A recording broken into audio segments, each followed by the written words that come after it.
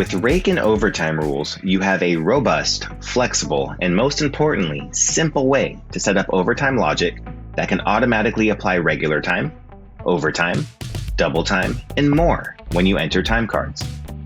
To access overtime rules, navigate to Company, Production, and click Overtime Rules. You can have multiple versions of overtime rules for project flexibility. For example, if you have projects in both California and Colorado, where projects need their own set requirements and definition of regular time and overtime, you can set up different instances of overtime rules so that way when your team inputs hours, they will get designated to the appropriate buckets based on your overtime rules established for those projects. The default overtime rules are set for federal overtime guidelines and does not include daily overtime. However, any hours over 40 for the week will count as overtime. To create a new overtime rule, simply click the green plus sign and you can name your rule. In this case, I'll go ahead and name it California overtime. And then you can choose what type of rules you want to apply within this setting. For example, I can choose daily overtime rules or weekly overtime rules or both daily and weekly overtime rules. After that, I would define my buckets by clicking Add Pay Type.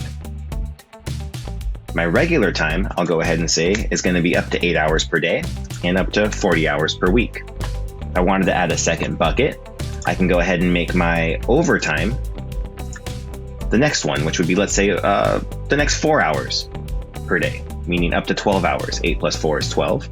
And we'll say the next 16 hours for the week. After that, if I want my remaining hours to be allocated to, let's say, double time, I can select that and hit Save. Once my overtime rule has been created, I can apply that to projects by either updating my project templates and applying retroactively to existing projects, whether it's all projects or select projects. Or I can go ahead and choose the individual project I want, go to Settings, and Production Settings, click Overtime Rules, and choose my new overtime rule.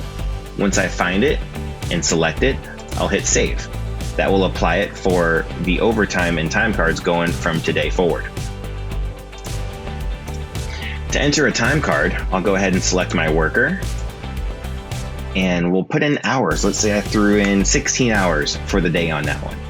When I click Show Allocated Hours, it's now going to divide those rows by regular time, overtime, and double time based upon the rules that I set up and applied for the project.